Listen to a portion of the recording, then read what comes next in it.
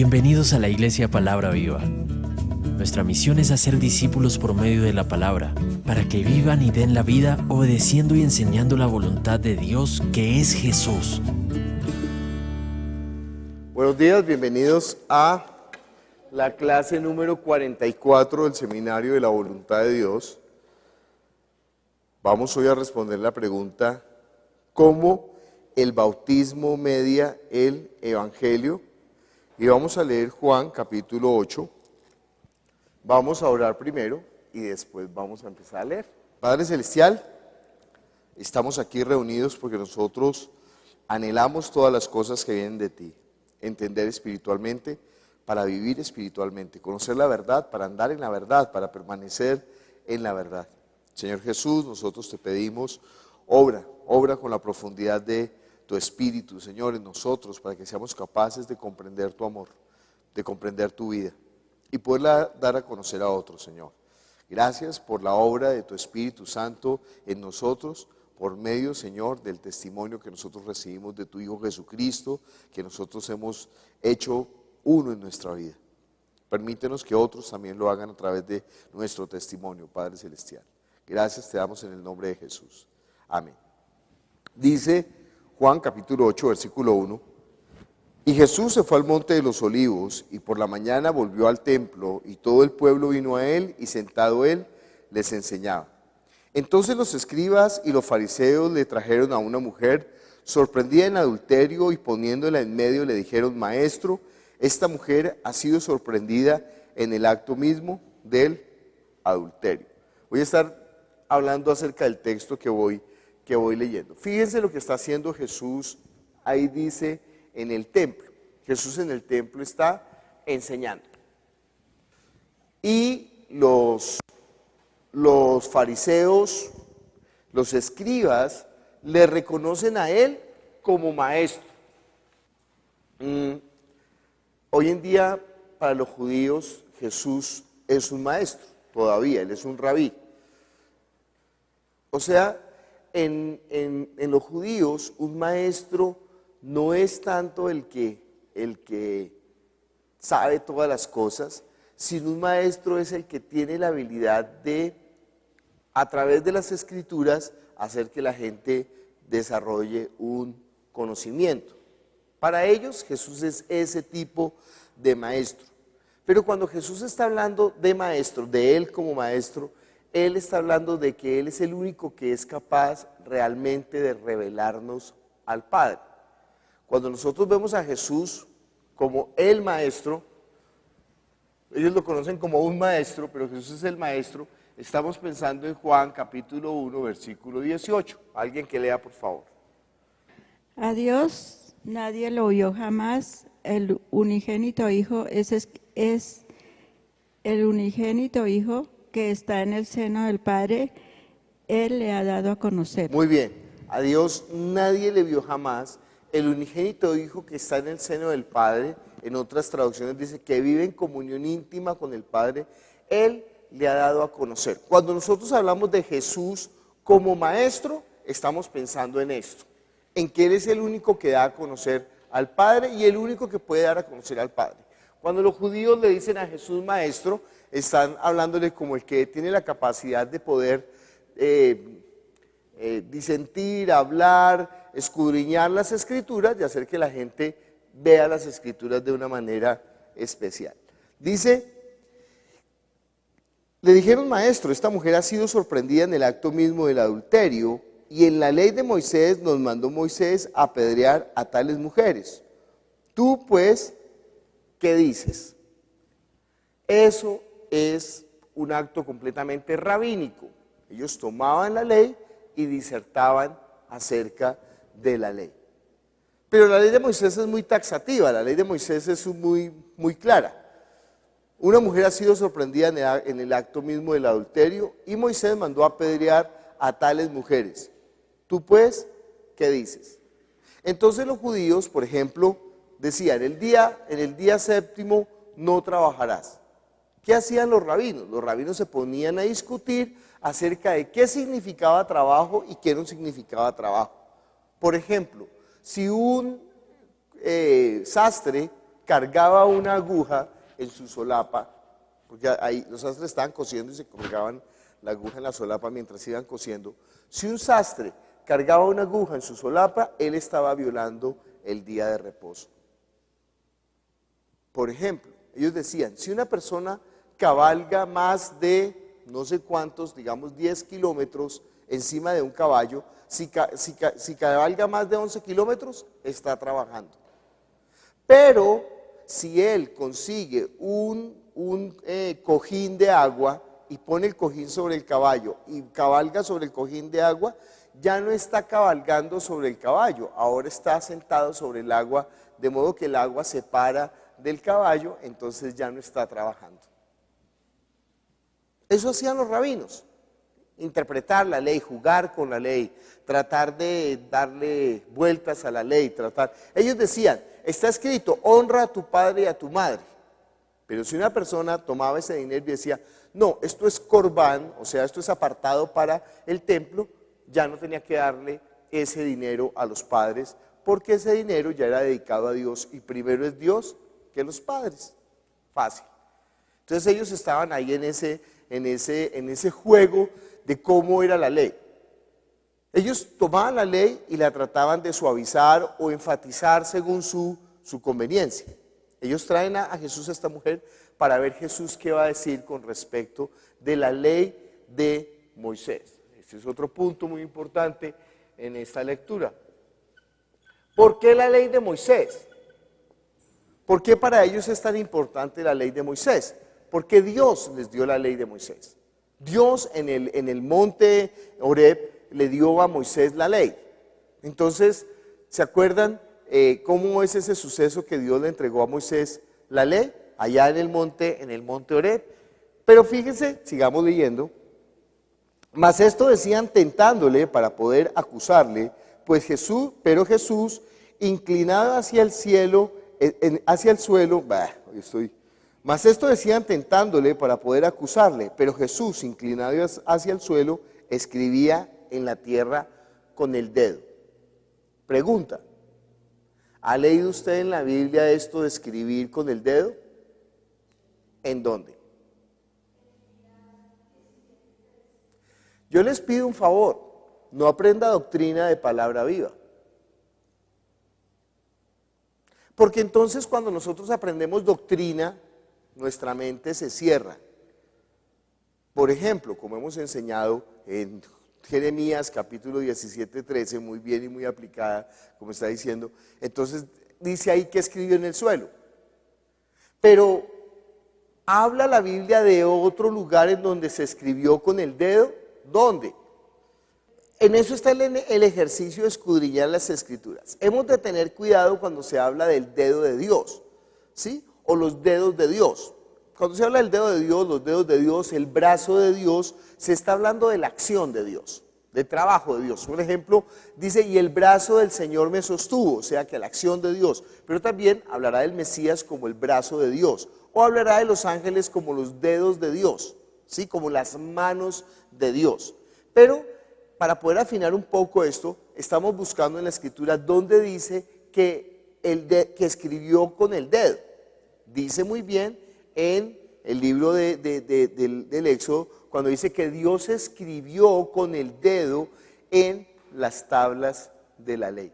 También cuando hay un juicio sobre el hijo de Nabucodonosor en Daniel, que aparece el dedo de Dios y escribe en la pared, Teque, teque, mene, uparsim. Ha sido pesado, has sido hallado sin peso, por tanto el reino ha sido quitado. Acuérdense que cuando nosotros vemos una acción de Jesús, unas palabras de Jesús, un pensamiento de Jesús, eso no es sacado del aire, sino que tiene que ver con todo un contexto que está antes en el Antiguo Testamento. Como ellos empiezan a hablar de la ley de Moisés, ellos se acuerdan, fue escrita por el dedo de Dios, ¿en dónde? En piedra. Pero ahora Jesús empieza a escribir en la arena. Y claro, está haciendo referencia también a Jeremías capítulo 17. Pero ¿qué diferencia hay entre escribir en la piedra y escribir en la arena? ¿Cuál es la diferencia? Entonces, cuando uno escribe en la piedra, se supone que queda escrito para la posteridad. Por eso dijo un político, escríbame eso en un mármol. ¿Sí? Dijo, yo no voy a subir el impuesto, entonces dijo, escríbame eso en mármol. O sea, para que eso quede registrado. ¿Sí? No era que si se escribiera sobre piedras no se podía abrogar, no. Simplemente acuérdense que en esa época no existía papel, entonces uno podía escribir en diferentes elementos, pero había unos elementos que permanecían más que otros. Entonces, si se escribía en la piedra, pues no se podía borrar, porque para escribir en la piedra tocaba escribir con cincel, entonces quedaba marcado en la piedra. Pero ¿qué pasa con la piedra? Que la piedra se vuelve arena. La piedra sí se puede, lo que se escribe en la piedra sí se puede borrar, ¿sí? ¿Por qué? Si se desmenuza la piedra. Entonces, eso quiere decir que ya, y él está escribiendo precisamente en la arena. Por Jeremías sabremos que está escribiendo los nombres de ellos. Pero él está haciendo una alusión a eso. Está diciendo, mire, la ley de Moisés, mire. ¿Qué quiere decir con eso? Que la ley de Moisés, ¿qué? Pasa. Que la ley de Moisés no es el sentido de Dios, la voluntad de Dios. Muy importante que nosotros a esta hora del seminario, cuarto semestre, estemos entendiendo la diferencia entre Antiguo Testamento y Nuevo Testamento. Y déjeme enfatizarle esto, porque muchísima gente en la predicación todavía no entiende la diferencia. Y por eso la iglesia está como en una esquizofrenia espiritual, porque no sabe en dónde está parada. Hablan de la ley, hablan del evangelio, pero viven en la ley, no entienden la diferencia. Todavía tienen prácticas del Antiguo Testamento que no tienen nada que ver. Nosotros tenemos que entender, ¿en dónde comienza el Antiguo Testamento? El Antiguo Testamento comienza ¿con qué versículo? Génesis capítulo 1, versículo 1. En el principio creó Dios los cielos y la tierra. ¿En dónde comienza el Nuevo Testamento?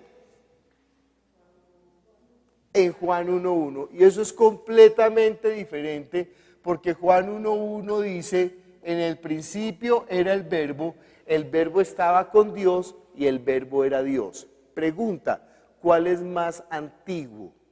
¿El Antiguo Testamento o el Nuevo Testamento?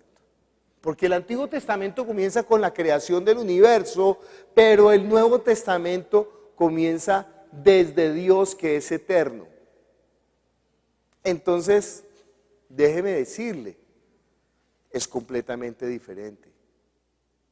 El Nuevo Testamento comienza con Dios cuando Dios es Dios. En el principio era el verbo estaba con Dios y el verbo era Dios.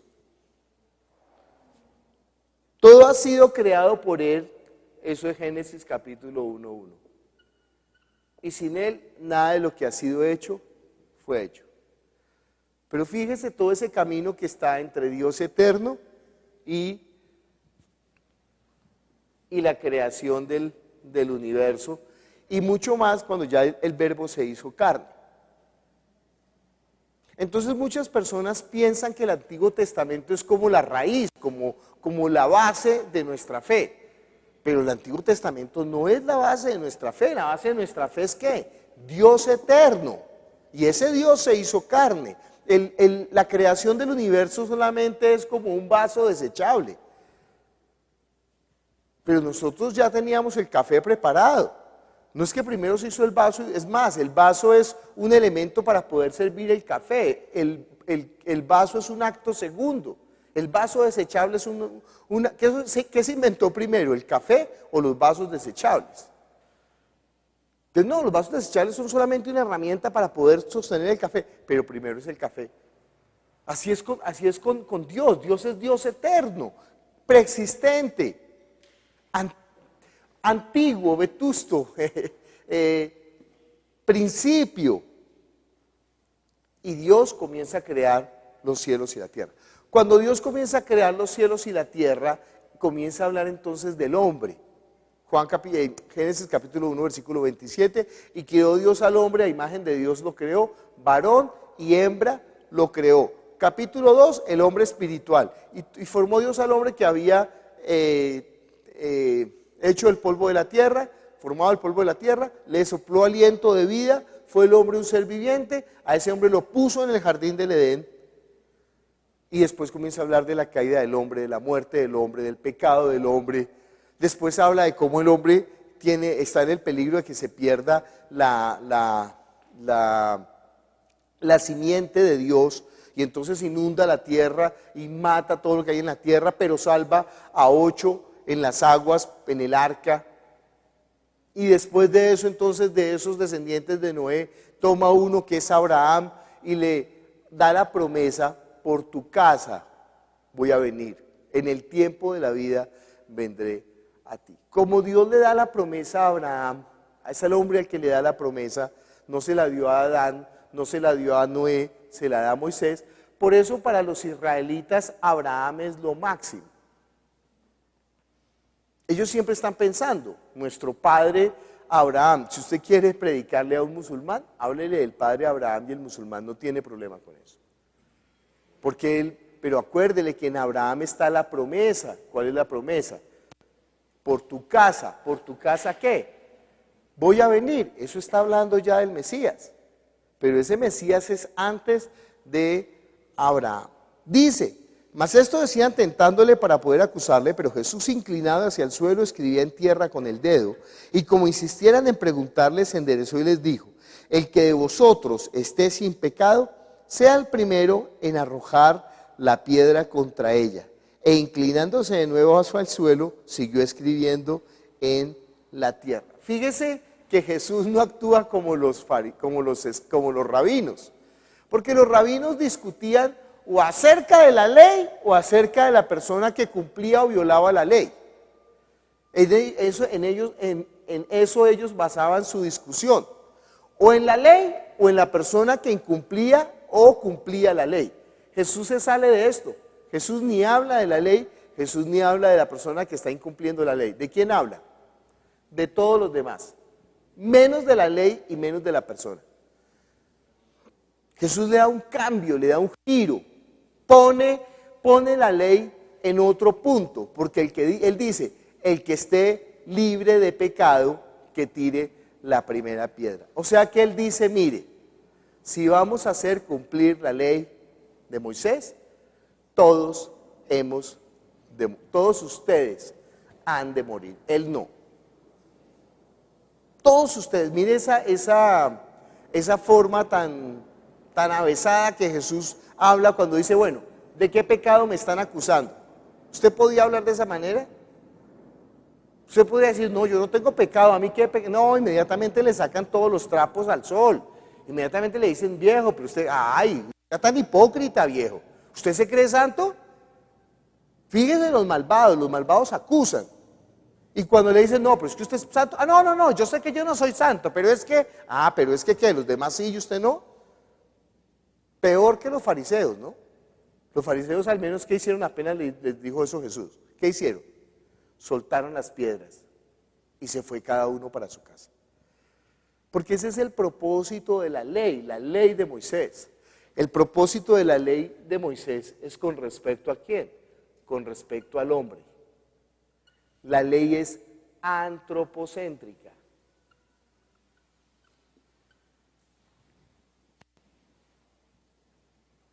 Aún cuando está hablando acerca de Dios, la ley es antropocéntrica. ¿Cómo es el primer mandamiento? Sí, amar a Dios sobre todas las cosas, pero seguimos siendo católicos. Dice: no tendrás dioses ajenos delante de mí. ¿De quién está hablando? ¿De Dios o del hombre? Está hablando del hombre. No tendrás dioses ajenos delante de mí.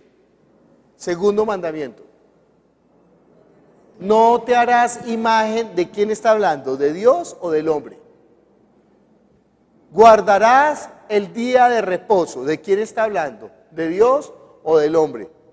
No invocarás el nombre de Jehová tu Dios en vano. ¿De quién está hablando? ¿De Dios o del hombre?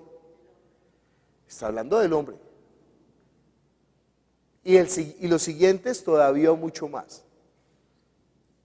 Honrarás a tu padre, no mentirás, no hurtarás, no dirás falso testimonio, no fornicarás, no desearás los bienes de tu prójimo, no hablarás mal de tu prójimo.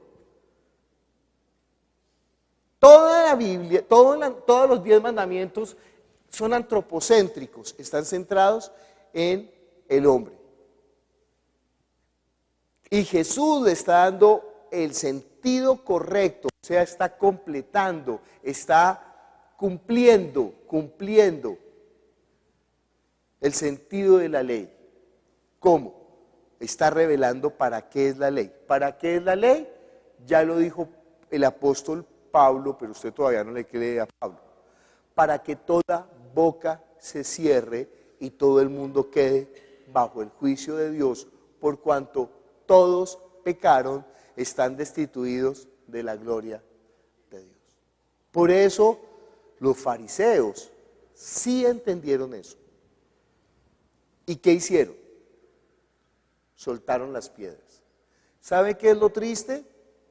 Que los que decían creer en Jesús son los que van a tomar las piedras de los fariseos. ¿Para qué? Para tratar de matar a Jesús. Eso es demasiado triste, porque eso está hablando ya desde quién, de nosotros. Que lo que dice Jesús no nos satisface porque nosotros tenemos un mejor camino. Usted es anticristo, porque usted piensa que usted tiene un mejor camino que el camino de Jesús. Entonces Jesús dice, todos botan las piedras, versículo 9, pero ellos al oír esto, acusados por su conciencia, salían uno a uno, comenzando desde los más viejos hasta los postreros, y quedó solo Jesús y la mujer que estaba en medio. En eso consiste la vida de fe. La vida de fe es una cuestión social y es una cuestión individual. Pero al final, nosotros que nos quedamos delante de Jesús solos, Él y yo. No se preocupe tanto por el vecino, hermano. No se preocupe tanto por el otro, no se preocupe tanto por qué hizo el del frente, qué hizo el del lado. Así le dijo a Pedro, preocúpese por usted, hermano, lo que usted va a hacer. Y haciendo, tenga la seguridad que mucha gente se pegará a hacer. Yo le conté, ¿no?, del hombre que me escribió a decirme, es que la gente no me hace caso. ¿Quién le dijo a usted que el evangelio es que la gente le haga caso, hermano? El evangelio es que usted obedezca a Jesús. Y no se preocupe que obedeciendo usted a Jesús, otros obedecerán ¿quién? A usted se fregó. Porque no es que le obedezcan a usted, es que le obedezcan a Jesús. Usted hace discípulos de Jesús, usted no hace sus propios discípulos. ¿Y sabe qué? En esto no hay lugar para el ego y por eso muchos toman las piedras para apedrear a Jesús. Porque no hay lugar para el ego, en el evangelio no hay lugar para el ego. Y tampoco hay lugar para la falsa modestia. Porque también esa es la otra trampa. Oh, no, yo no quiero la gloria, no sea tan pendejo. Ni lo uno ni lo otro. Yo quiero la gloria, no, yo no quiero, no. Si usted está diciendo que no quiero la gloria, es porque quiere la gloria. ¿Se ha dado cuenta los ladrones? Yo no vengo a robar, viejo, usted es un ladrón. Porque ¿quién está diciendo eso? Yo no fui, es porque usted fue. Porque ¿quién le está preguntando si fue o no fue? Entonces nosotros tenemos que ver cómo es que está diciendo Jesús. Pero versículo 9 dice, pero ellos al oír esto acusados por su conciencia, ¿trajeron otras versiones? Necesito el uso de otras versiones. Por favor, miren el versículo 9 En otras versiones diferente a Reina Valera que dice, la primera parte solamente, no me interesa todo el versículo, la primera parte. Pero ellos al oír esto acusados por su ¿qué? Es que quiero enfatizar esta palabra, conciencia. ¿Qué es la conciencia? Algunos tienen el término conciencia en el término religioso. Para los religiosos, ¿qué es conciencia? Lo que acusa. Ay, no, se le cauterizó la conciencia. ¿Se han escuchado ese término en la vida de fe? En algunas predicaciones dicen, es que tienen la conciencia cauterizada. Bueno, algunos otros piensan que la conciencia es lo que dice Gilberto Santa Rosa, ¿no? Que la conciencia me dice que la debo querer, ¿qué? La conciencia me dice que no la debo querer y el corazón me grita que sí debo. Él hace diferencia entre la conciencia y la razón. Tururururun, turun, turun. Bueno, versículo 9, alguna versión. ¿Quién tiene? Oyendo pues ellos esto, redargüidos por la conciencia. También dice conciencia. ¿Qué dice Johnny? Todas las versiones dicen conciencia. ¿Qué es la conciencia? Perdió la conciencia. ¿Qué es que perdió la conciencia? Cuando una persona no deja de saber de sí mismo, ¿sí? Pierde el sentido de su existencia. Eso es perder la conciencia. Por ejemplo, los animales no tienen conciencia. Los animales no están pensando en la trascendencia de su pasado. El perro no está pensando, yo la embarré hace 5 años, hombre. Yo no debía haberme unido con esa perrita del frente. Porque ¿qué será de mis cachorros? ¿Usted cree que un perro está pensando en sus cachorros? No, no piensa en eso. No piensa en eso. ¿Usted cree que un perro está pensando, ¿y yo qué voy a hacer mañana? Que no tengo que comer mañana. ¿Usted cree que un perro está pensando en eso? No, el perro no tiene esa conciencia. Ese conocimiento trascendente de la existencia. Y fuera de eso el perro dice, no, yo tengo que dejar un legado. Voy a marcar aquí con orines que yo estuve aquí para que se acuerden en la posteridad de mí. ¿Usted cree que un perro está pensando eso? Un perro no está pensando en eso. Eso es una cuestión del ser humano. La trascendencia es lo que diferencia al ser humano de los animales. De resto son igualiticos. Pero la trascendencia, algo que dice Eclesiastés poéticamente, pusiste eternidad en el corazón del hombre. O sea,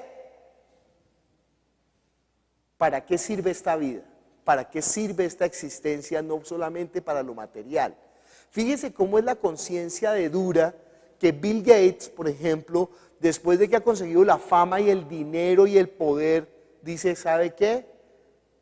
Esto no es suficiente, debe de haber algo más. Y entonces Bill Gates está viendo a ver qué hace. Imagínense, Bill Gates está pensando qué hace con su vida. El problema no es solamente de usted que no tiene trabajo en este momento y entonces no sabe qué hacer con su vida. Si dice, no, yo sí estoy fregado, como no tengo trabajo, no sé qué hacer con mi vida. Pues sépalo, es el mismo drama de Bill Gates, que teniendo todo el trabajo y teniendo todo el dinero y teniendo toda la empresa, no sabe qué hacer con su vida. Entiende que el problema de la conciencia no consiste en tener o no tener, sino en no haber encontrado ¿qué? La trascendencia de la vida, el sentido trascendente. La próxima vez que usted se sienta varado, piense, no friegue, estoy igual que Bill Gates. Al menos eso le da un poquito de ánimo. Bueno, sigamos leyendo. Dice, enderezándose Jesús y no viendo a nadie, sino a la mujer, le dijo a la mujer, ¿dónde están los que te acusaban? ¿Ninguno te condenó? Ella dijo, ninguno, Señor. Entonces Jesús le dijo, ¿qué? Ni yo te condeno.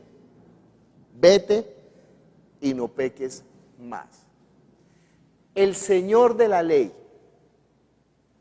el dueño de la ley, le dijo que ni yo te condeno.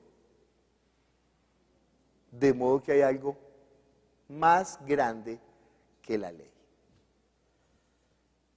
Y eso que es más grande que la ley es ¿qué? El mandamiento de Jesús.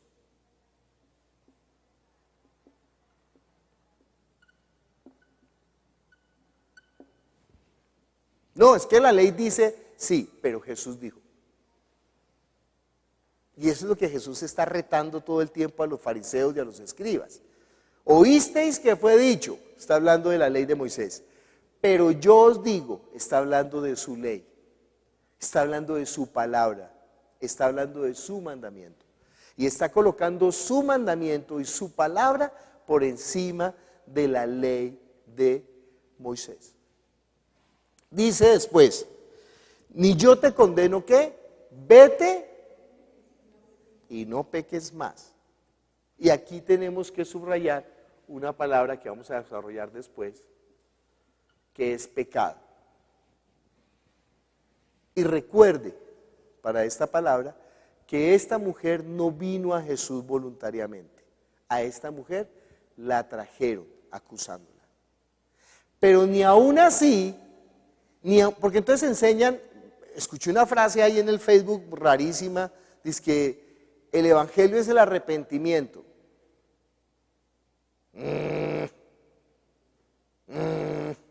Eso es no entender. No, el evangelio no es el arrepentimiento.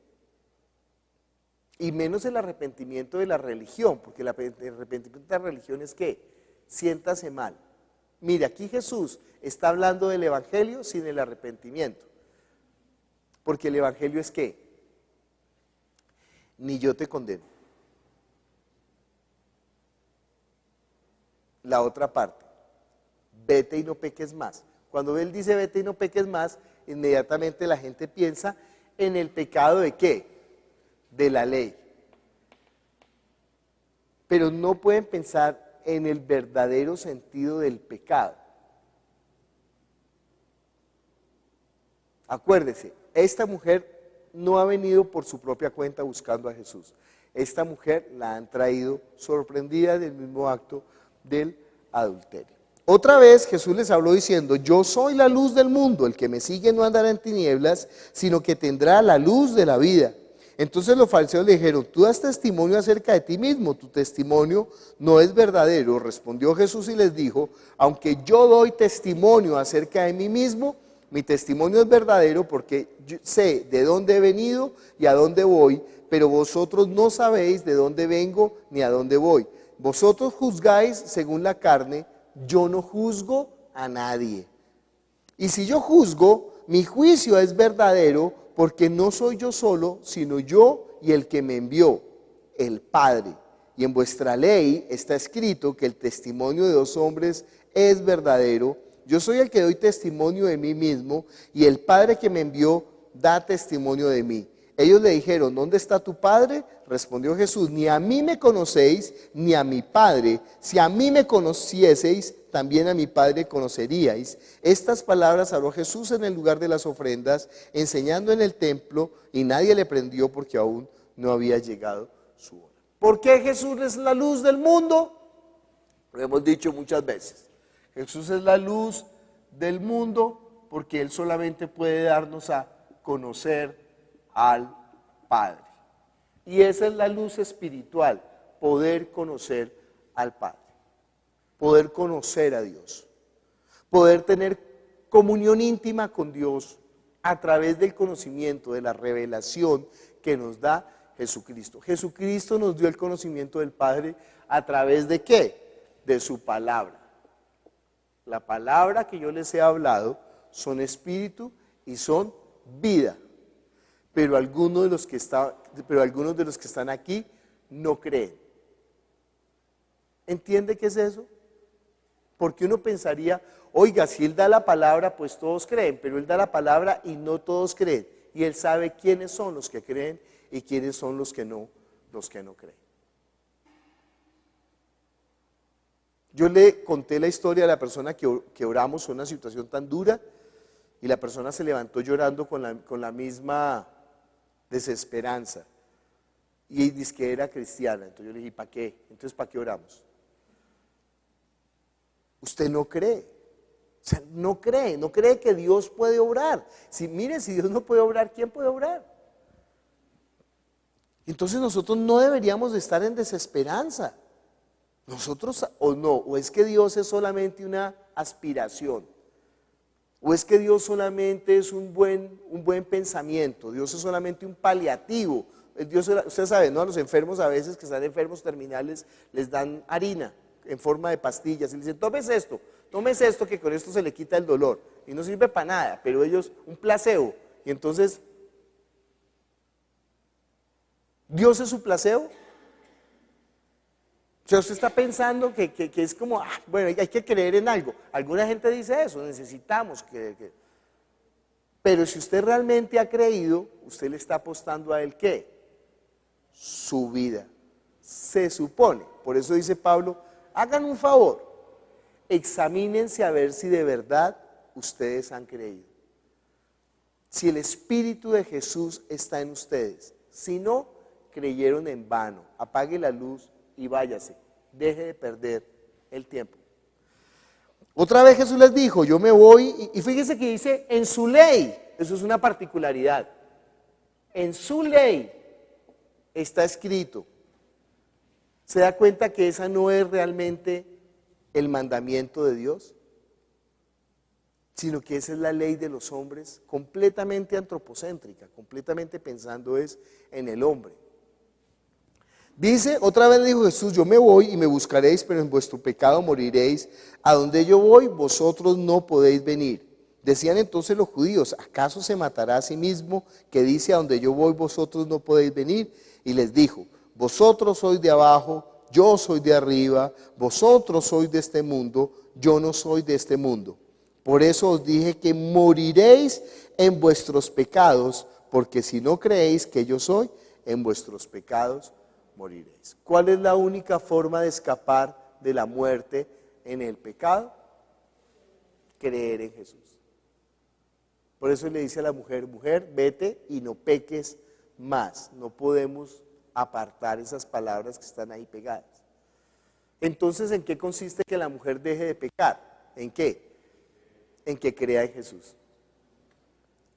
Porque si, digamos que ella no vuelve a fornicar, ella no vuelve a fornicar con el tipo. ¿Fornicó o no fornicó? ¿Ya fornicó? ¿Cómo hace? ¿Cómo hace para devolver la fornicación? ¿Cómo hace para devolver el asesinato? ¿Cómo hace para devolver el robo? ¿Cómo hace para devolver?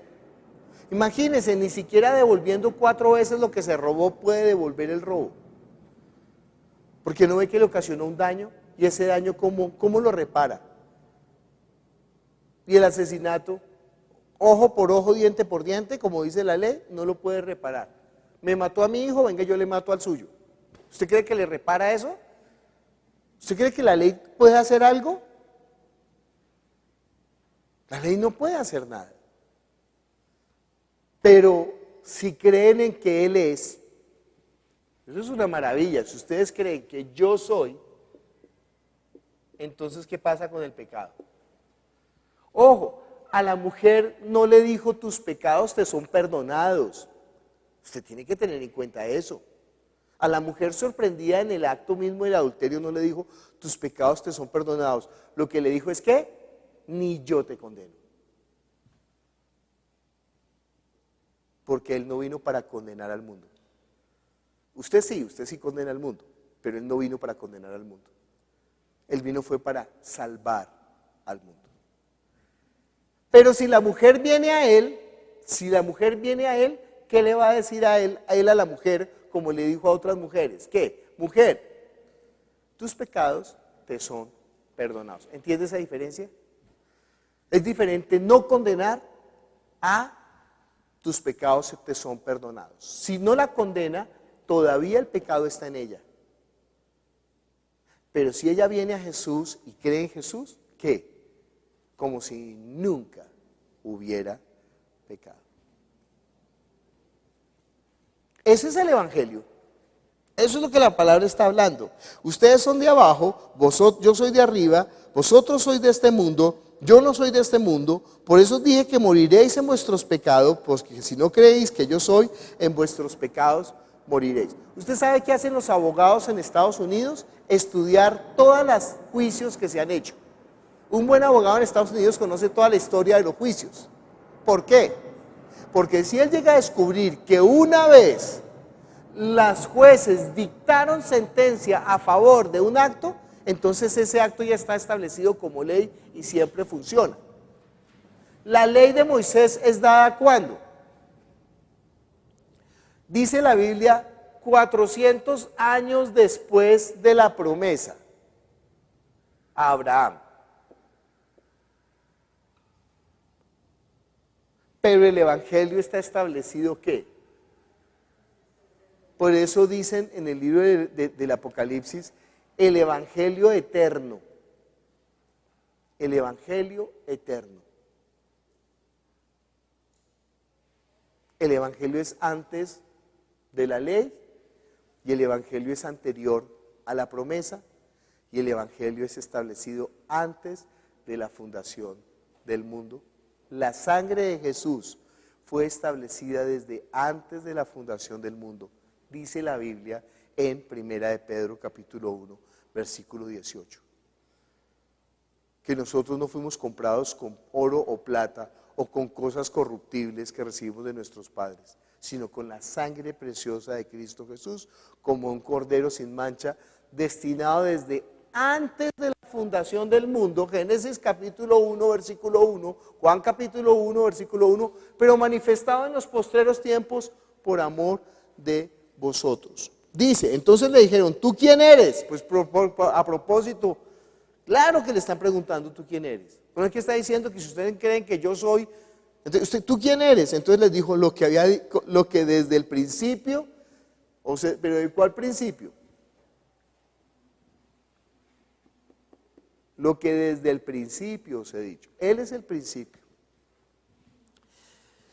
Muchas cosas tengo que decir y juzgar de vosotros, pero el que me envió es verdadero y yo lo he oído de él. Esto hablo al mundo, pero no entendieron que les hablaba del Padre. Les dijo pues Jesús, cuando hayáis levantado al Hijo del Hombre, entonces conoceréis que yo soy y que nada hago por mí mismo, sino según me enseñó el Padre, así hablo, porque el que me envió conmigo está, no me ha dejado solo el Padre, porque yo hago siempre lo que le agrada. Hablando de él estas cosas, muchos creyeron en él. Está hablando ahí de la muerte. Cuando me vean morir, ustedes van a ver que yo soy el que soy. ¿Por qué? Por la resurrección.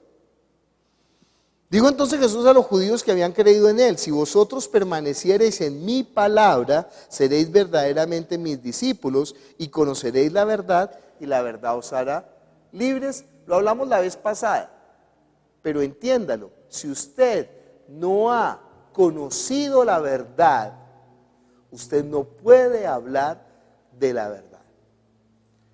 Y cuando digo conocimiento, no estoy hablando de conocimiento intelectual.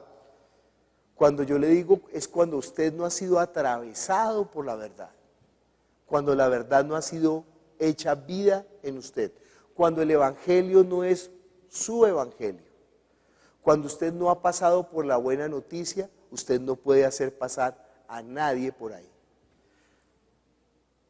Lo único que usted puede hacer es acusar y juzgar. La persona que ha pasado por el evangelio no acusa ni juzga. Solamente enseña la buena noticia, que en él hay perdón de pecados y vida eterna. Y esa es la diferencia. Esa es la diferencia. Así sabe uno cómo, pero no ve que la gente ni siquiera eso, ni siquiera están acusando. Lo que se van a enseñar es ¿qué? La ley de Moisés.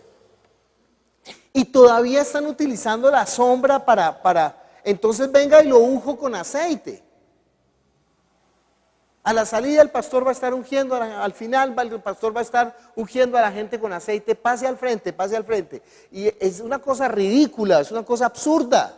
En el Nuevo Testamento, eso es como dijeran, bueno, entonces al final del culto nos vamos a circuncidar, pasen los que se van a circuncidar y ahí todos, ahí bueno, yo, a mí.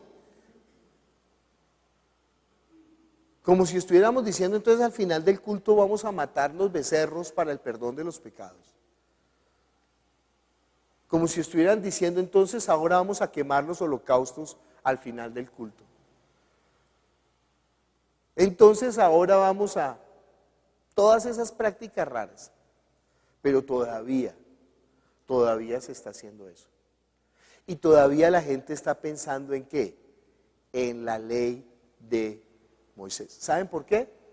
porque el Evangelio no ha pasado por ellos. Si el Evangelio no ha pasado por ellos, ellos no pueden hacer pasar a nadie por el Evangelio. No puede un ciego abrir los ojos de otro ciego. Al contrario, lo que va a hacer es que ambos se van a ir por el hueco. No puede un muerto darle la vida a otro muerto. No puede una persona sin el Espíritu llegar a hacer que otra persona reciba el Espíritu. No puede, es imposible. El Evangelio solamente puede ser predicado por la iglesia, por los que han nacido de nuevo. Entonces le dice a esta gente, le respondieron que linaje de Abraham somos y jamás hemos sido esclavos de nadie. ¿Cómo dices tú, seréis libres? Jesús le respondió, de cierto os digo que todo aquel que hace pecado, esclavo es del pecado, y el esclavo no queda en la casa para siempre, el Hijo sí queda para siempre. Así que si el Hijo os libertare, seréis verdaderamente libres. Sé que sois descendientes de Abraham, pero procuráis matarme a mí, porque mi palabra no haya cabida en vosotros. Yo hablo lo que he visto acerca del Padre, y vosotros hacéis lo que habéis oído cerca de vuestro Padre. Una diferencia absoluta. Y no reciben el Evangelio, ¿es por qué? Porque esta palabra, este mandamiento de Jesús no haya cabida en el corazón del hombre. La verdad no puede ser discernida por medio del pensamiento humano. El Antiguo Testamento sí puede ser discernido por medio del pensamiento humano. ¿La gente sin el Espíritu puede cumplir la ley? Claro que sí. No tiene problema, son 669 mandamientos, sencillo. Que no coma cabrito en la leche de su madre, perfecto. Que no mezcle el lino con lana, obvio. Que no siembre 2 semillas iguales, a propósito, claro que sí. Que si le sale un moho en la casa, entonces no puede ir al templo durante una semana, perfecto. Eso no tiene problema, eso no tiene... ¿Cuál es el lío de cumplir la ley? No ve que todas las religiones, religión es un conjunto de ritos y doctrinas de los hombres para agradar a Dios. Si no existen ese conjunto de ritos y doctrinas para agradar a Dios, eso no es una religión. No, yo voy a crear mi propia religión. No, viejo, no le sirve. Usted solito no puede. Tiene que haber no, es que ya vemos 10 que creemos lo mismo. Ya tenemos nuestra religión. No. Tiene que ser más grande. Tiene que tener más trascendencia. Tiene que ser un grupo. Y entonces en la religión hacen ritos. Tienen unas costumbres, guardan unas normas, tienen unas prácticas, si no, no es religión. Nosotros no comemos carne, listo, eso ya es una práctica. No, nosotros nos bañamos 3 veces al día, perfecto, ya tienen otra práctica. No, nosotros no consumimos alcohol, muy bien, ya es otra práctica. No, nosotros no nos cortamos el pelo, perfecto, ya tienen otra práctica. No, nosotros antes de entrar en nuestro lugar sagrado damos 7 vueltas. Perfecto, ya. Eso lo hacemos antes de que salga el día a las 4 de la mañana. Consiste solamente en ritos. Pregunta, ¿en el Antiguo Testamento tenían ritos? Hebreos capítulo 9, versículo 1. En adelante, si tienen otra versión, por favor, y leemos en esa versión. La Biblia Hispanoamericana. Ciertamente la primera alianza disponía de un ritual para el culto y de un santuario terrestre. En efecto, la tienda de la presencia estaba preparada de forma que en la primera parte, llamada lugar santo, se encontraban el candelabro, la mesa de las ofrendas y los panes que se presentaban a Dios. Detrás de la segunda cortina estaba la parte de la tienda llamada Lugar Santísimo, donde había un incensario de oro y el arca de la alianza totalmente recubierta de oro. En esta última se guardaba una urna de oro que contenía el maná, la vara de Aarón en otro tiempo florecida y las losas sobre las que estaban escritas las cláusulas de la alianza. Encima del arca estaban los querubines, representantes de la presencia gloriosa de Dios, que cubrían el llamado propiciatorio. Pero no es este el momento de entrar en más detalles sobre el particular. Así dispuestas las cosas, los sacerdotes entran continuamente en la primera parte de la tienda para celebrar el culto. Pero en la segunda parte entra únicamente el sumo sacerdote una vez al año, con la sangre de las víctimas ofrecidas por sus propios pecados y por los que el pueblo comete inadvertidamente. Muy bien, un minuto ahí, un minuto ahí. Entonces está describiendo el autor de Hebreos cómo eran esos rituales, cómo eran esos lugares. En algunas iglesias todavía tienen menorás ahí al frente del púlpito. Menorás son los candelabros de los 7 brazos. En algunas iglesias tienen arca del pacto ahí en el púlpito. En algunas iglesias tienen ahí las tablas de la ley detrás del púlpito. En algunas iglesias todavía dice santidad a Jehová. En algunas iglesias todavía los sacerdotes, los ministros se visten de una manera particular para ser santos. Y cada ritual tiene un desarrollo. Eso hace que sea la religión. Y eso tiene una apariencia de piedad, de santidad. Esa es la religión. Está el autor de Hebreos diciendo todo lo que está pasando en ese lugar. Versículo 8. Con esto quiere dar a entender el Espíritu Santo que mientras ha estado en pie la primera tienda de la presencia, el camino del verdadero santuario ha permanecido cerrado. Todo lo cual tiene un alcance simbólico referido a nuestro tiempo. En efecto, las ofrendas y sacrificios presentados allí eran incapaces de perfeccionar interiormente a quien los presentaba. Eran simplemente alimentos. Un minuto. Otra vez el versículo 9. Todo lo cual tiene un alcance simbólico referido a nuestro tiempo. En efecto, las ofrendas y sacrificios presentados allí eran incapaces de perfeccionar interiormente a quien los presentaba. Un momento. Ahí no dice conciencia, como dice en Reina Valera. Dice que son incapaces de perfeccionar interiormente a los que practican ese culto, ya que consiste Eran simplemente alimentos, bebidas o ritos purificatorios diversos, observancias todas ellas exteriores, válidas únicamente hasta el momento en que se instaure el nuevo orden de cosas. Ojo, ¿solamente eran válidas hasta cuándo? Hasta que se instale el nuevo orden de cosas. Algunos teólogos dicen que esto está hablando solamente de la ley ritual o de la ley ceremonial, pero que no está hablando de los 10 mandamientos de Moisés. Y algunos teólogos dicen que el evangelio son los 10 mandamientos más el nuevo mandamiento, o sea, son los 11 mandamientos. Bueno, ¿de dónde sacaron eso? ¿Dónde Jesús lo dijo? ¿En qué parte lo predicaron los discípulos? ¿En dónde lo dijo Pablo?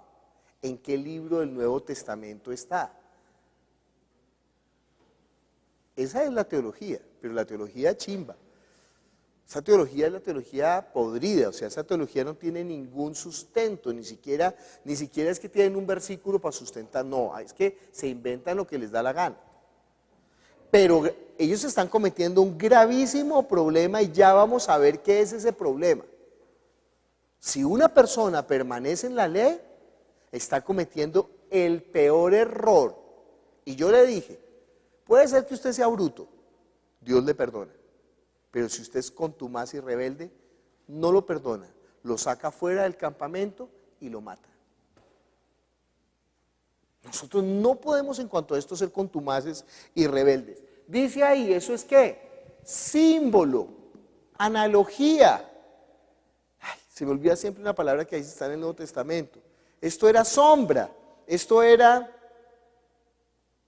no me acuerdo, como metáfora, pero la palabra no es metáfora. Alegoría, esto es una alegoría de la verdad. Ojo, le cuento la buena nueva, ya vino la verdad. ¿Y la verdad lo hace qué? Libre. ¿La ley lo hace qué? Esclavo. Y usted decide si es esclavo o es libre, si es siervo o es hijo, si quiere la maldición y la muerte o quiere la vida y la libertad y la bendición. Usted decide qué camino sigue, y eso es lo que es arrepentimiento. Arrepentimiento es que usted se da cuenta que su camino, aunque parezca bueno, ¿qué? Es inútil, no funciona y no sirve. Ese camino malo, ¿quién lo señalaba? La ley. El camino bueno, el camino que sirve, el camino que lo puede presentar delante de Dios, ¿quién lo muestra? Es más, ¿quién es ese camino? Jesús es ese camino. Arrepentimiento es cambiar de camino, pasar de la ley al evangelio. ¿Todavía no ha entendido eso? Entonces usted está muerto. ¿Todavía no ha entendido eso? Entonces usted es esclavo. ¿Todavía usted no ha entendido eso? Entonces usted no es hijo, no ha nacido de nuevo. Eso es un problema de vida o de muerte, eso es un problema importantísimo en cuanto a la vida de fe.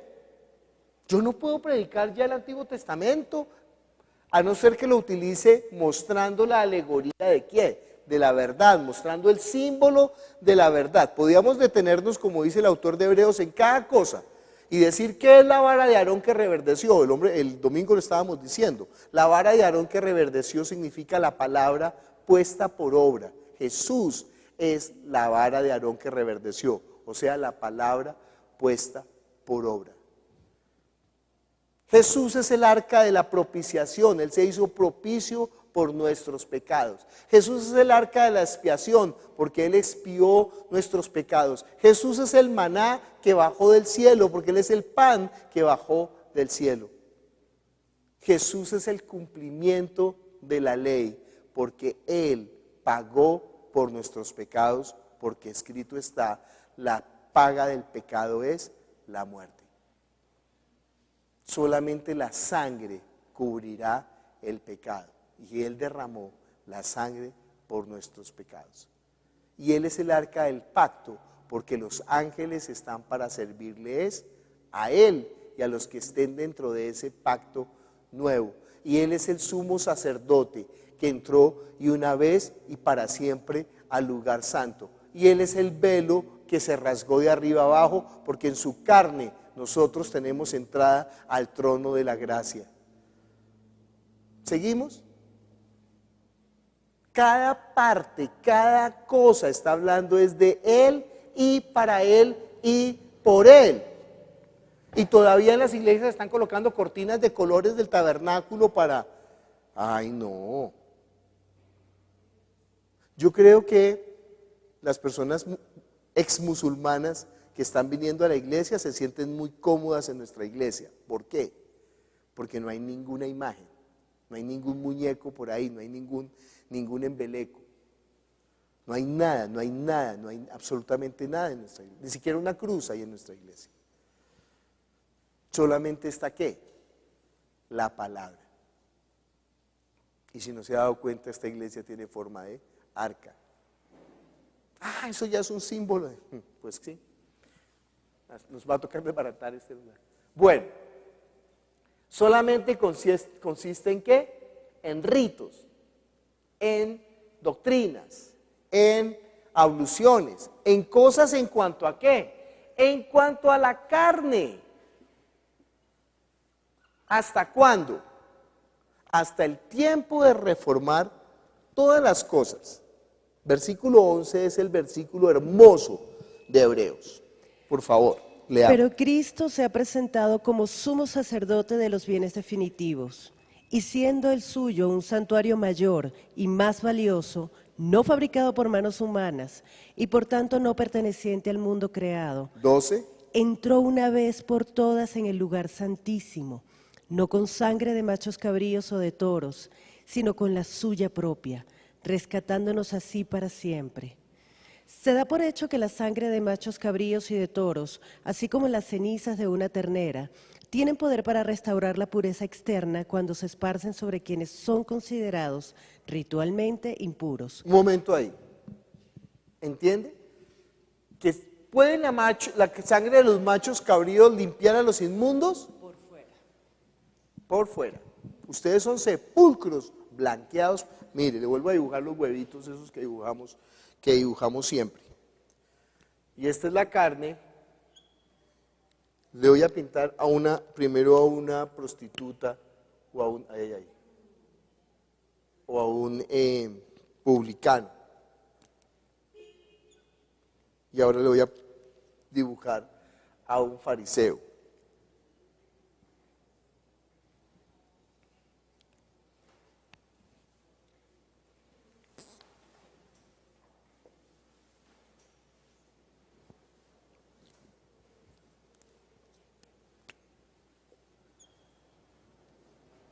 ¿Cuál es la diferencia? Sí, por fuera está limpio, pero su espíritu está ¿qué? Muerto. Y de eso habla ¿qué? Esta parte, su conciencia, su ser interior, su ser existente, Miren en otras versiones, por favor, cómo dice el versículo 9 en otras versiones. Otras traducciones en el versículo 9 que no digan conciencia. ¿Tienen otras versiones? Perdón, otras versiones. En Nueva Versión Internacional dice conciencia, Sandrita. Bueno, no se preocupen, ya vamos a salir de este enrollo. Es que quiero enfatizar la palabra conciencia, porque la palabra conciencia para la religión es otra cosa, pero tenemos que ver lo que dice la Escritura acerca de la palabra conciencia. Entonces vamos ahora al versículo, 14. Y ahí sí deben de haber varias versiones. ¿Cómo dice la versión de Constanza? Nueva traducción viviente. Imagínese cuánto más la sangre de Cristo nos purificará la conciencia de acciones pecaminosas para que adoremos al Dios viviente. Nos limpiará la conciencia ¿de qué? De acciones pecaminosas, para que adoremos al Dios viviente. La sangre de Jesús nos limpia la conciencia de acciones pecaminosas. Otra versión. Pues si todo esto tiene poder, más poder tiene la sangre de Cristo, porque por medio del Espíritu que vive para siempre, Cristo se ofreció a sí mismo a Dios como sacrificio sin mancha ni pecado. Su sangre nos purifica, para que estemos seguros de que hemos sido perdonados y para que podamos servir a Dios que vive para siempre. Para que estemos seguros de qué, de que hemos sido qué, perdonados. ¿Qué es limpiar la conciencia? Limpiar la conciencia de obras muertas es estar seguro que la sangre de Jesús nos ha ¿qué? Perdonado. ¿Entiende por qué conoceremos la verdad y la verdad nos hará qué? Al que está en Cristo Jesús, ninguna condenación hay. Porque esa es la obra de Jesús. Lo que hizo su sangre fue pagar por nuestros pecados. ¿Puedo yo decir que la sangre de Jesús no paga por los pecados?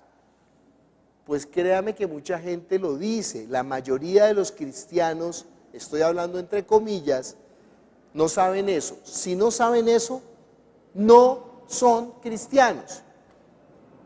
Si una persona no ha entendido que la sangre de Jesús pagó por sus pecados, esa persona no es cristiana. Y viene la gente a hablar conmigo y entonces yo le pregunto siempre, pero si usted muriera hoy, ¿está seguro que podía entrar delante de Dios tranquilamente? ¿Y qué responden siempre? No, me falta, no alcanzo, todavía no. ¿Usted está seguro? ¿Usted tiene sus pecados perdonados? No, pues es que es que yo todavía no, todavía me falta. Todavía le falta y le faltará por siempre. Porque no hay bueno ni aún uno, por cuanto todos que pecaron están destituidos de la gloria de Dios, siendo justificados gratuitamente por su gracia, mediante ¿qué? La fe, que es en Cristo Jesús, a quien Dios puso por propiciación por nuestros pecados, para pasar por alto lo que cometimos antes. Pero usted le pregunta a cualquier persona que está en la religión y le dice, no, ¿todavía qué? Todavía me falta, todavía no somos santos, todavía estamos en ese proceso, todavía no, porque es un pobre fariseo religioso que no ha nacido de nuevo y que la sangre de Jesús no lo ha limpiado de las obras muertas, o sea, de la ley. Todavía está bajo la ley y ya no está bajo la gracia. Y uno podría decir, ay, pues bueno, pobrecillo, pobre tontín. No, porque ahí no está haciendo tontín, ahí lo que está haciendo es contumaz y rebelde. ¿Qué está haciendo una persona que no quiere aceptar eso? Es que no tenemos el tiempo para leer todo. Pero, versículo 14, otra vez.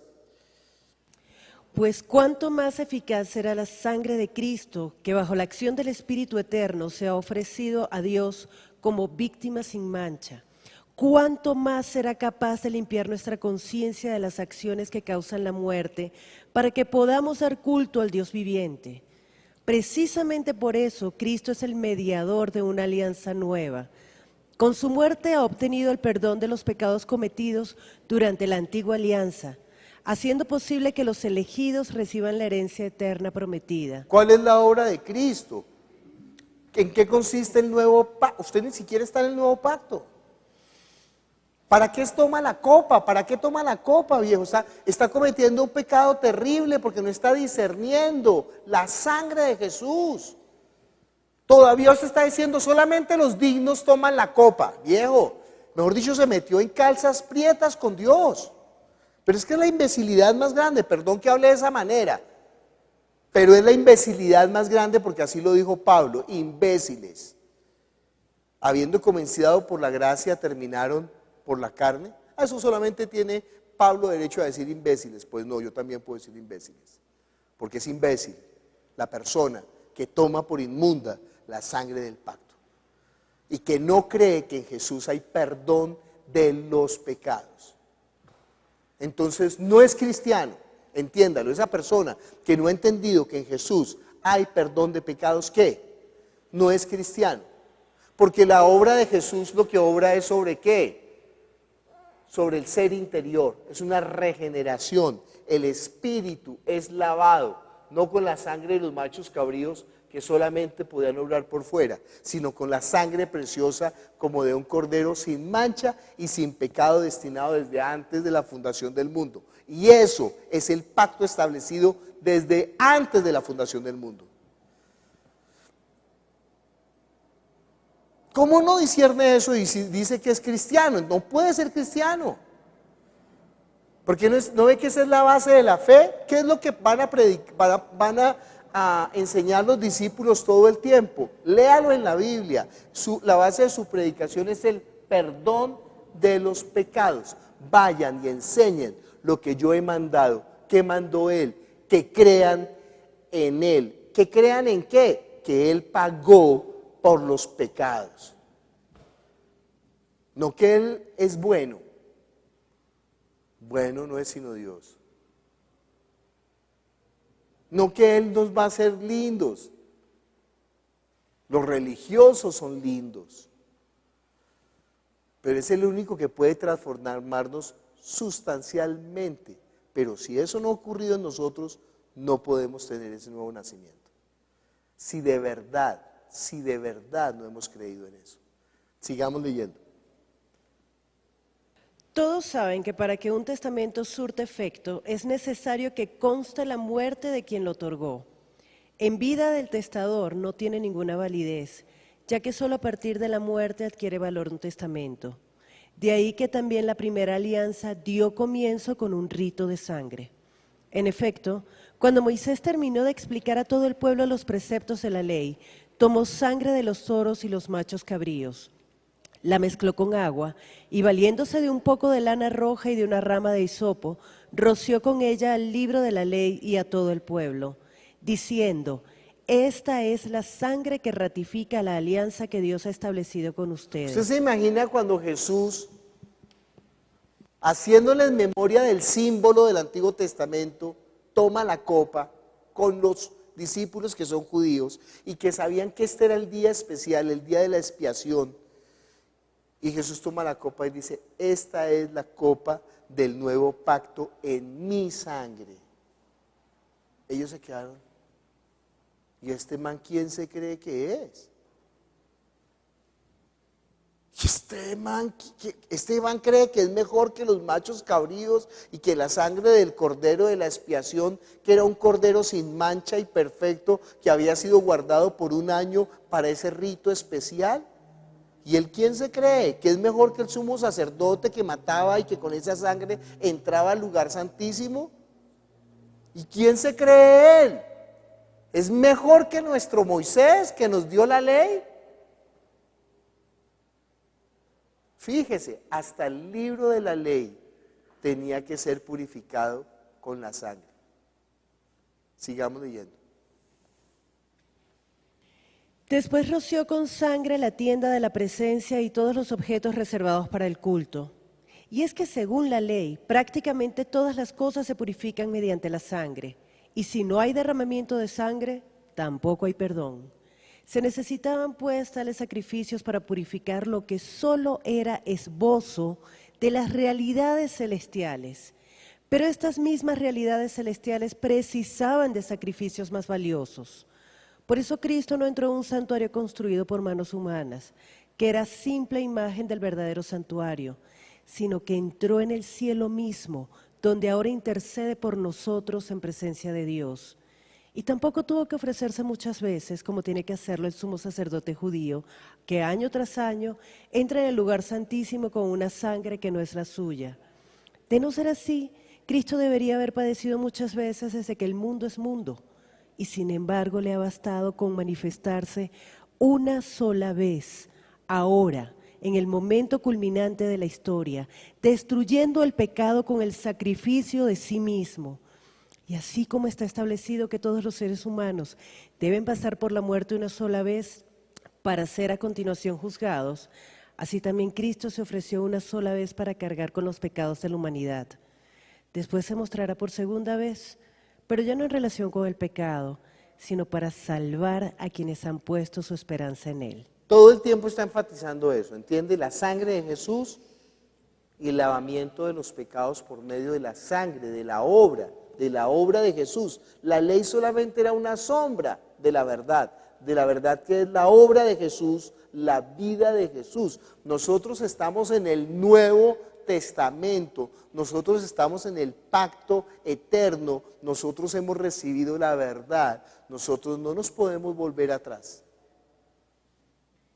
No tenemos derecho, no tenemos excusa porque Él ya habló.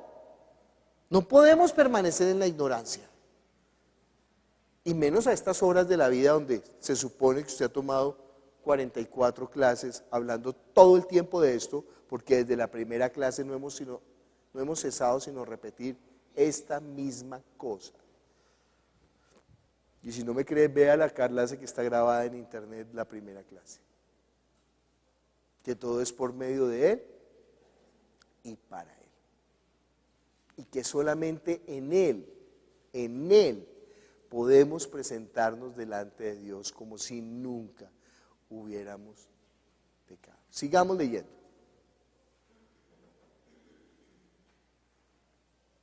La ley de Moisés es solo una sombra de los bienes futuros y no la realidad misma de las cosas. Por eso es incapaz de hacer perfectos a quienes todos los años sin falta se acercan a ofrecer los mismos sacrificios. Si fuera de otro modo, ya habrían dejado de ofrecerse tales sacrificios, pues quienes los ofrecen, una vez limpios, ya no tendrían que seguir sintiéndose culpables. ¡Ay, qué maravilla! ¿No entiende qué es la conciencia? Pero ¿no ve que todavía se sienten culpables? ¿Todavía están condenados? ¿Todavía no alcanzan? ¿Todavía son unos miserables? El orgullo del gusano. Todavía le hace falta, porque para él la sangre de Jesús no fue suficiente.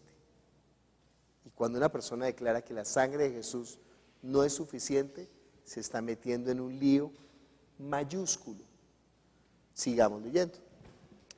Y sin embargo, año tras año esos sacrificios les recuerdan que siguen bajo el peso del pecado, pues es imposible que la sangre de toros y machos cabríos pueda borrar los pecados. Por eso dice Cristo al entrar en el mundo: no has querido ofrendas ni sacrificios, sino que me has dotado de un cuerpo. Tampoco han sido de tu agrado los holocaustos y las víctimas expiatorias. Entonces dije: aquí vengo yo, oh Dios, para hacer tu voluntad, como está escrito acerca de mí en un título del libro. En primer lugar dice que no has querido ni ha sido de tu agrado las ofrendas, los sacrificios, los holocaustos, las víctimas expiatorias, cosas todas que se ofrecen de acuerdo con la ley. Y a continuación añade: aquí vengo yo para hacer tu voluntad, con lo que deroga la primera disposición y confiere validez a la segunda. Y al haber cumplido Jesucristo la voluntad de Dios, ofreciendo su propio cuerpo una vez por todas, nosotros hemos quedado consagrados a Dios. Entiende que si usted no entiende la voluntad de Dios, se fregó. ¿Y qué es santo? ¿Qué es consagrado? ¿Qué es apartado? El que ha entendido esto, porque así, teniendo la conciencia limpia, o sea, entendiendo que ya no tiene pecado, ahora sí puede servirle ¿qué? Con libertad. ¿Se da cuenta por qué una persona que no está en esa condición no le puede servir con libertad? Porque no alcanza, porque no puede, porque no es suficiente, porque quiere establecer su propia justicia, porque quiere lugar para su ego, porque está buscando son sus cositas, y como está buscando sus cositas, no lo puede amar a él, por lo tanto sostiene una relación egoísta. Eso se llama fornicación espiritual, yo con yo. No puede dar la vida. Y ya vamos a ver por qué no puede dar la vida. Una persona en la religión no puede dar la vida, aunque esté haciendo bien, aunque esté entregando su cuerpo para ser quemado, aunque esté dando todos sus bienes por los pobres, aunque esté entregando todo lo que tiene. Pero ¿qué es lo que no tiene? Libertad. ¿Qué es lo que no tiene? Vida. ¿Qué es lo que no tiene? Perdón de pecados. Su propia conciencia se la pasa ¿qué? Acusándolo porque no ha sido lavado por la sangre de Jesús. No tiene la verdad. Sigamos leyendo. Cualquier otro sacerdote desempeña cada día su ministerio ofreciendo una y otra vez los mismos sacrificios que son incapaces de borrar definitivamente los pecados. Cristo, en cambio, después de ofrecer una vez y para siempre un solo sacrificio por el pecado, está sentado junto a Dios. Espera únicamente que Dios ponga a sus enemigos por estrado de sus pies. Y así, ofreciéndose en sacrificio una única vez, ha hecho perfectos de una vez, para siempre, a cuantos han sido consagrados a Dios. Ay, es una maravilla ese versículo 14, ¿no? Mi querido santo, usted es santo. Si no cree que es santo, la sangre de Jesús no ha caído sobre usted. Sigamos leyendo. El mismo Espíritu Santo lo atestigua cuando después de haber dicho: esta es la alianza que sellaré con ellos cuando llegue aquel tiempo, dice el Señor. Inculcaré mis leyes en su corazón y las escribiré en su mente. Y añade: no me acordaré más de sus pecados, ni tampoco de sus iniquidades. Ahora bien, donde el perdón de los pecados es un hecho, ya no hay necesidad de ofrendas por el pecado. Así pues, hermanos, la muerte de Jesús nos ha dejado vía libre hacia el santuario, abriéndonos un camino nuevo y viviente a través del velo, es decir, de su propia humanidad. Jesús es, además, el gran sacerdote puesto al frente del pueblo de Dios. Acerquémonos, pues, con un corazón sincero y lleno de fe, con una conciencia purificada de toda maldad, con el cuerpo bañado en agua pura. Su conciencia todavía no está purificada de toda maldad, o sea, todavía no entendió que la sangre de Jesús lo lavó, y por eso dice que tiene con plena certeza, si dependiera de usted, ¿sabe qué? Nunca podría tener certeza. Por eso la fe es la certeza de lo que se espera, la convicción de lo que no se ve. Purificadas sus conciencias con plena certeza. ¿De qué? ¿Con su propia justicia? Sigamos leyendo. Mantengamos fielmente la esperanza que profesamos, porque quien ha hecho la promesa es fiel. Y estimulémonos mutuamente en la práctica del amor y de las buenas obras. Que nadie deje de asistir a las reuniones de su iglesia, como algunos tienen por costumbre. Al contrario, anímense unos a otros, tanto más cuando ustedes están viendo que ya se está acercando el día. Porque si después de haber conocido la verdad continuamos pecando intencionalmente, ¿qué otro sacrificio podrá perdonar los pecados? Solo queda la temible espera del juicio y del fuego ardiente que está presto a devorar a los rebeldes. Si uno quebranta la ley de Moisés y 2 o 3 testigos lo confirman, es condenado a muerte sin compasión. ¿Se da cuenta que no está hablando aquí de violar la ley de Moisés? Es violar ¿qué ley? ¿Qué mandamiento? Versículo 29. Pues, ¿qué decir de quien haya pisoteado al Hijo de Dios, haya profanado la sangre de la alianza con que fue consagrado y haya ultrajado al Espíritu que es fuente de gracia? ¿No merece un castigo mucho más severo? Conocemos en efecto a quien ha dicho: a mí me corresponde tomar venganza, yo daré a cada uno según su merecido, y también el Señor es quien juzgará a su pueblo. Entonces, ¿qué es pecar voluntariamente? ¿Qué es tomar por inmunda la sangre del pacto? ¿Qué es pisotear la gracia? Es decirle a Dios: Dios, el sacrificio de su Hijo no es perfecto, yo todavía tengo pecado, a mí me toca luchar por mi salvación. Hemos leído 2 capítulos para entender esto. ¿Qué es el bautismo? Porque estamos hablando del bautismo como mediación del Evangelio. Si una persona no ha entendido que Él es el Cristo, el Hijo del Dios viviente, o sea, que sus pecados han sido perdonados en Cristo, pues no se puede bautizar. Pero ojo, el bautismo no es un rito, el bautismo no es un símbolo, el bautismo no es una alegoría, porque eso enseñan ahora en la iglesia cristiana, que el bautismo es un símbolo. En el Nuevo Testamento ya no hay símbolos, ya no hay ritos, ya no hay alegorías. Nosotros estamos en la verdad. ¿Qué es el bautismo? El bautismo es la ceremonia o el acto en el cual yo me uno a Cristo. Por ejemplo, le voy a utilizar ahora sí una alegoría. 2 personas están toda la vida de novios, pero no se casan. ¿Qué son? No son marido y mujer, son novios. No hay ningún pacto, no hay ningún ¿qué? Compromiso. Si la persona le dice: no, es que yo no me quiero casar, ¿qué es lo que no quiere? Un compromiso. ¿Y por qué no quiere compromiso? Porque no lo ama, porque no lo ama. Si la persona lo ama, ¿qué le dice? Casémonos. ¿Y la otra persona qué le dice? Ay, claro que sí, claro que... ¿Qué le está diciendo casémonos? Él está diciendo: mire, yo quiero yo quiero entregarle toda mi vida. Yo creo que usted es la persona con la que vale darme todos los besos, todos los abrazos, proferirle todo mi amor y dedicarle todo mi ser, todo lo que yo soy, todo lo que yo tengo. Quiero entregárselo a usted, compartirlo con usted. Y la otra persona dice, ¿sabe qué? Yo también creo que usted es la persona para toda mi vida. No voy a volver a mirar hacia los lados. No quiero estar con otra persona. No me interesa nada de nadie más. Yo quiero estar solamente con usted. Casémonos. Y en ese momento hacen la ceremonia y ahora son marido. Antes de la ceremonia solamente son novios. No hay compromiso. ¿Entiende que ese es el bautismo en agua?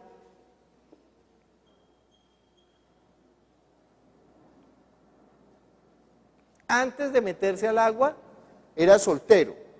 Después de meterse al agua es ¿qué? Casado. Y eso legalmente después de firmar el papel, legalmente después de hacer la ceremonia en la notaría, ¿qué? Legalmente son marido. En ese momento lo mío es tuyo y lo tuyo es mío.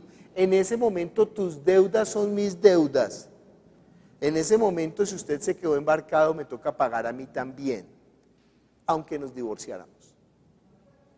Entonces cuando se van a divorciar dicen, bueno, ¿qué deudas tiene? Mi hijito le toca pagarla. ¿Pero por qué? Si él se lo gastó, porque eran uno solo. Pero es que es injusto porque, no. Si tienen bienes, también. Pero si tienen deudas, también. ¿Esas son de él? No son de él. ¿No es que ustedes eran una sola carne?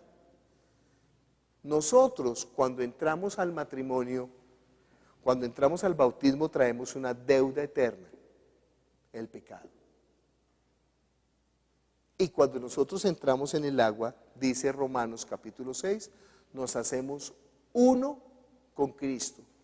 De modo que nuestra deuda pasa a ser la deuda de Él, con una ventaja, Él ya pagó. Y como Él ya pagó, la deuda mía queda ¿qué? Saldada. Y cuando yo salgo del agua, soy una nueva criatura, porque ahora soy uno con Él. De modo que ahora su justicia pasa a ser ¿qué?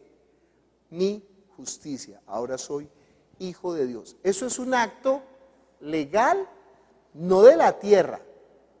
Es un acto legal del cielo, de la verdad. Espiritualmente es verdad.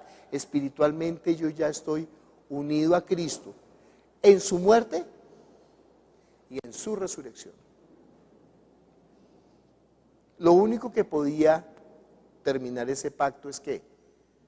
O la muerte o el divorcio.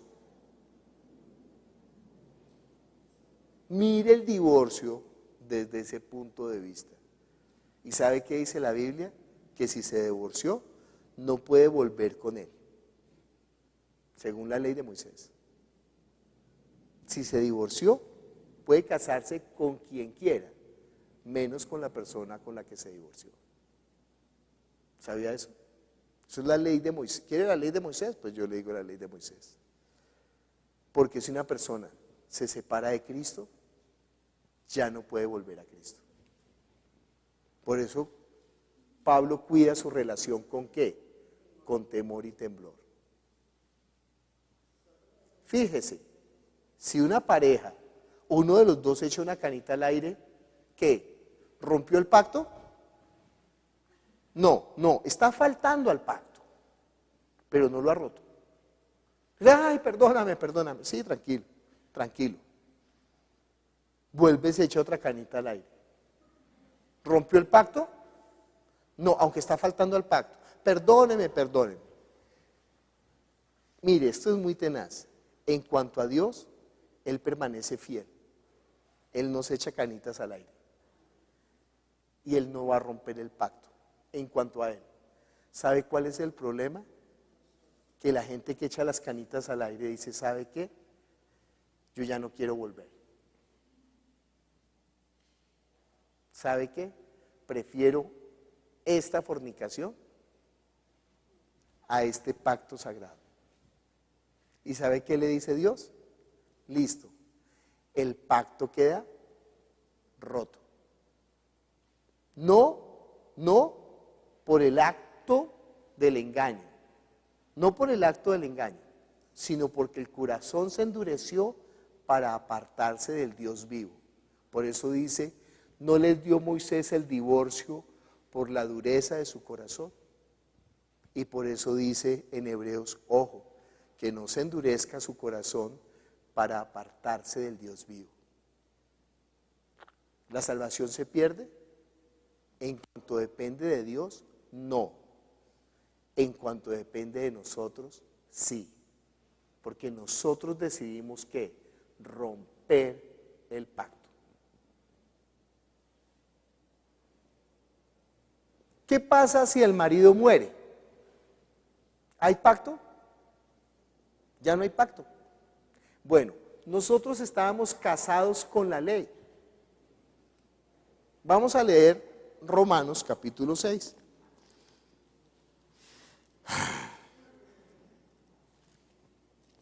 De algo sirve conocer la ley de los hombres. Romanos capítulo 6, versículo 1 en adelante. ¿Querrá todo esto decir que debemos seguir pecando para que se desborde la gracia? De ningún modo. Quienes hemos muerto al pecado, ¿cómo vamos a seguir viviendo sometidos a él? ¿No saben ustedes que al ser vinculados a Cristo por el bautismo, fuimos vinculados también a su muerte? Por el bautismo, en efecto, fuimos sepultados con Cristo, a fin de participar en su muerte. Por tanto, si Cristo venció a la muerte resucitando por el glorioso poder del Padre, es preciso que también nosotros emprendamos una vida nueva. Ojo, ojo. Nosotros entendemos muy bien lo de la muerte. O sea, sí, hemos dejado el mundo. O sea, sus deseos. ¿Qué son los deseos del mundo? Ay, pues no solamente las cosas perversas, ¿no? Pregúntenle a una persona del mundo qué quiere. Tiene que ser muy corrupto para que diga yo quiero matar, yo quiero violar, yo quiero asesinar, yo quiero consumir droga, yo quiero emborracharme, yo quiero fornicar, no, tiene que ser muy corrupto. Normalmente el mundo lo que está pensando, yo quiero una familia linda, yo quiero tener salud, yo quiero estar bien, yo quiero disfrutar de las cosas buenas de la vida, yo quiero ser feliz. Normalmente eso es lo que el mundo está aspirando. Pero ¿saben qué nunca dice una persona del mundo? Yo quiero entregarle mi vida a Dios. Jamás usted escuchará eso de alguien del mundo. Yo quiero vivir para Él. Yo quiero que todo lo mío sea de Él. Yo anhelo tener comunión íntima con Él. Yo deseo que todo su amor, toda su vida se manifieste conmigo. Yo amo a Dios sobre todas las cosas y estoy dispuesto a dejarlo todo por Él. Eso jamás se lo escuchará a usted a alguien del mundo. Cuando nosotros nos bautizamos, estamos diciendo, Dios, toda esa posibilidad que yo tenía en el mundo la cierro. No me interesan andar con unas amiguitas, como dice la canción del hombre soltero. Ya no me interesa. Yo quiero andar es con quién, contigo. No quiero andar más en ese tipo de vida. Ahora yo quiero vivir para ti. ¿Sabe qué es lo triste?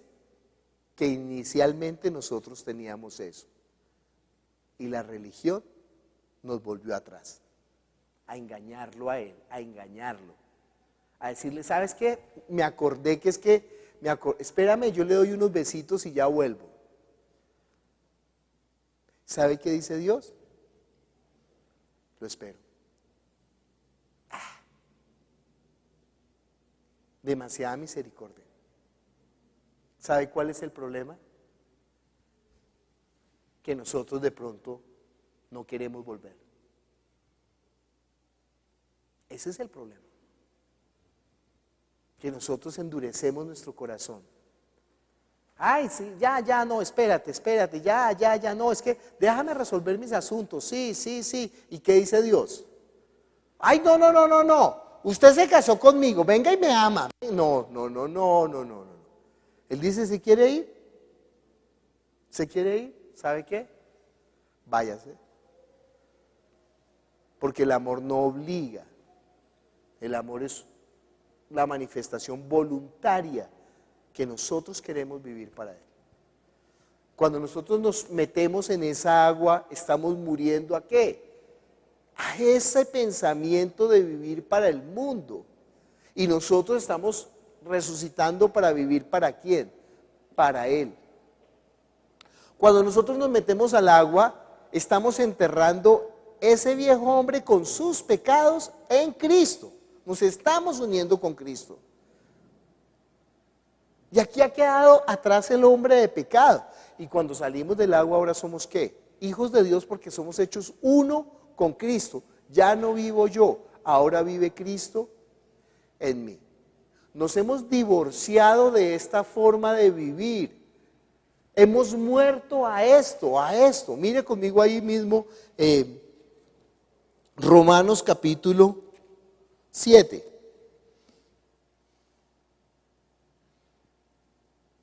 Lean la casa todo Romanos 6, ¿no? Pero leamos 7, 7:1. Bien saben, hermanos, estoy hablando a quienes conocen la ley, que una persona está bajo el yugo de la ley solo mientras vive. Así la mujer casada permanece legalmente ligada a su marido mientras él vive. Muerto el marido, la esposa queda libre de esa ley. Por tanto, si en vida del marido la mujer se entrega a otro hombre, se la considera adúltera. Pero si muere el marido, esa ley ya no la obliga. Podrá casarse con otro hombre sin ser por ello adúltera. De modo semejante, también ustedes, hermanos míos, por la muerte corporal de Cristo, han muerto a la ley. Son pues libres para entregarse a otro, al resucitado de entre los muertos, a fin de producir frutos para Dios. Mientras vivíamos sometidos a nuestras desordenadas apetencias humanas, éramos terreno abonado para que nuestras bajas pasiones, activadas por la ley, produjeran frutos de muerte. Ahora, en cambio, muertos a la ley que nos tenía bajo su yugo, hemos quedado liberados de ella y podemos servir a Dios, no según la letra de la vieja ley, sino conforme a la nueva vida del Espíritu. ¿Querrá todo esto decir que la ley es pecado? No, entonces perfecto, es ahí. Entonces entienden, nos hemos muerto a este estilo de vida. ¿La ley opera para nosotros? Ya no, hemos muerto a la ley. Al morir a la ley, hemos muerto al pecado. Al morir al pecado, ya esto no tiene ningún efecto sobre nosotros. No, se metió el tipo en deudas. Ya no me importa, porque ya no tiene nada que ver conmigo. Mientras estaban casados, sí. Pero ya no estando casados, no tiene nada, haga lo que se le dé la gana. Mientras estábamos casados, la justicia de Él obra sobre mí. Si yo me divorcio de Cristo, ¿qué? Ya no tiene nada que ver. Entendiendo eso, ahora usted puede entender Lucas capítulo 16, versículo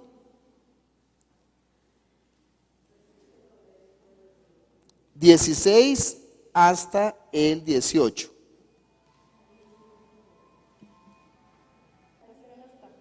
La ley y los profetas eran hasta Juan.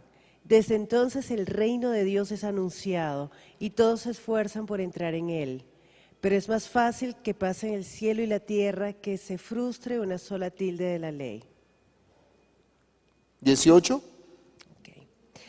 El que se separa de su mujer para casarse con otra comete adulterio. Y también comete adulterio el que se case con una mujer separada. ¿Entiende por qué ese versículo está ahí? Porque está hablando de qué? De la ley. Usted no puede estar en la ley y con Cristo. O muere a la ley o muere a Cristo.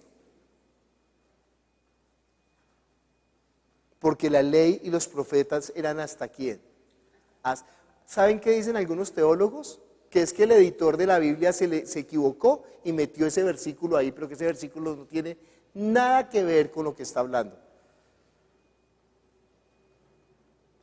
Pero sí tiene todo que ver. Lo estamos viendo aquí a través de Hebreos y a través de Romanos. Y lo explica Pablo. O muere a la ley, o está ¿qué? En adulterio. Si no muere a la ley, no se ha casado con Cristo. Claro, lea en la casa Roma, porque si usted está pensando, si usted le dice a la persona casémonos, y está pensando, ay, pero yo me quiero ir con las amiguitas, viejo.